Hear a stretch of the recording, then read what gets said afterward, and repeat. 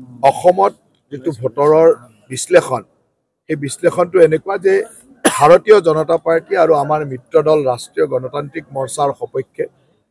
Assam vote আছে আৰু আমাৰ বিপক্ষে এছাম ভোট আছে এই এছাম বিপক্ষে থকা ভোটটো কোনোবা লগ হৈ থাকে ভাগ হৈ থাকে তাত কোনো আমাৰ চিন্তা কৰিব লগা নাই আমাৰ যি ভোট প্ৰতিটো নিৰ্বাচনত ৰাইজে আমাৰ কাম দেখিছে আমাক মৰম কৰিছে প্ৰতিটো নিৰ্বাচনত ভোটৰ সংখ্যা বাঢ়ি গৈ আছে আৰু এইবাৰো মুখ্যমন্ত্ৰী ডাঙৰীয়াৰ নেতৃত্বত আমি যি ধৰণে অসমখনৰ উন্নয়ন সুৰক্ষা বিকাশৰ কাম হৈছে মই ভাবো যে অসমৰ ৰাইজে আমাক মৰম কৰিব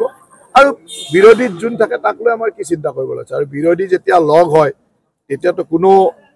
আপোনালোকৰ সংবাদ মাধ্যমত দেখাই থাকে যে কোনো ৰাজনৈতিক কথা বতৰা পৰিকল্পিত নিৰ্বাচনী পৰিকল্পনাটো দেখা নাপাওঁ লুৰিনৰ বিয়াৰ কথাই পাতে গতিকে তেনেকুৱা বিয়া বাৰুৰ কথা পাতি চলি আছে বিৰোধীয়ে তেওঁলোকক শুভেচ্ছা দিছোঁ বিয়া বাৰু পাতি থাকক চলাই থাকক আপোনালোকে দেখুৱাইছে সংবাদ মাধ্যমত দেখিছোঁ যে ইমান চিৰিয়াছ ডিছকাশ্যনতো তেওঁলোকে লুৰিনৰ বিয়া কেতিয়া পাতিব কেনেকৈ পাতিব ক'ত দৰা আহিব ক'ত মিঠাই খুৱাব এতিয়া আলোচনা কৰিছে কেন্দ্ৰতো যেতিয়া এনেকুৱা ডিছকাশ্যন হয় তেতিয়া ৰাহুল গান্ধীৰ বিয়া কেতিয়া হ'ব কেনেকৈ বিয়া পাতিব ক'ত বিয়া পাতিব দেশী বিয়া পাতিব নে বিদেশী বিয়া পাতিবলৈ পাতি থাকিব দিয়ক তেওঁলোকক শুভেচ্ছা দিছোঁ তেনেকৈ পাতি থাকে এতিয়া তেওঁলোকৰ মিত্ৰতাৰ কথা আপুনি অলপ আগতে কৰে আৰু আপুনিও মোক সুধিছে তেওঁলোকৰ মিত্ৰ গতিকে আমি এটা বস্তুৱে জানো যে ৰাষ্ট্ৰীয় গণতান্ত্ৰিক মৰ্চাৰ সপক্ষে যিসকল আছে সি সদায় আমাৰ লগত থাকিব আৰু আমাক ভোটাৰৰ সংখ্যা বাঢ়ি গৈ থাকিব বাকী বিপক্ষে যোন আছে ই লগ হৈ থাকে বেলেগ হৈ থাকে লুৰিনৰ বিয়া খাবলৈ লগ হয় লুৰিনৰ বিয়া ভাঙিবলৈ লগ হৈ থাকিব তেওঁলোকক আমাৰ ইমান চিন্তা কৰিব লগা নাই অখিল গগৈ ডাঙৰীয়া হ'ল এনেকুৱা এজন ব্যক্তি যিয়ে শান্তি নিবিচাৰে উন্নয়ন নিবিচাৰে বিকাশ নিবিচাৰে অসমখন অশান্ত হৈ থাকিব লাগে অসমখনৰ গণ্ডগোল লাগি থাকিব লাগে অসমত সমস্যাবিলাক চলি থাকিব লাগে যাতে তাক লৈ তেওঁ চলি থাকিব পাৰে গতিকে তেওঁ যেতিয়া শান্তি দেখিব বিকাশ দেখিব উন্নয়ন দেখিব তেওঁতো হতাগ্ৰস্ত হ'বই তেওঁ অস্থিৰ হ'বই সেই অস্থিৰতা সদায় তেতিয়াই বেছি দেখিব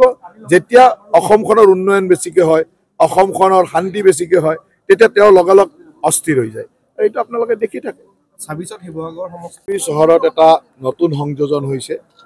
আমগুৰি চহৰৰ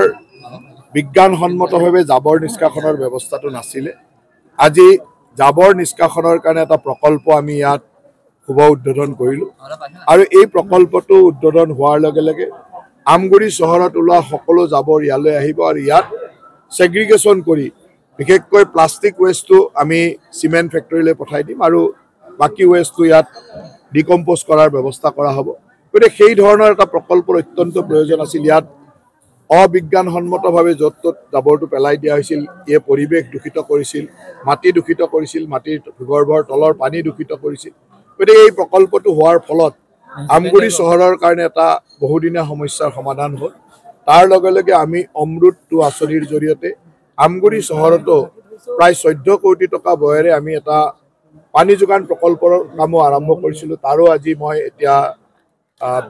মানে পৰ্যবেক্ষণ কৰিম যে কি ধৰণৰ কামখিনি আগবাঢ়িছে আৰু এই প্ৰকল্পটো হোৱাৰ লগে লগে প্ৰায় 2000 পৰিয়ালে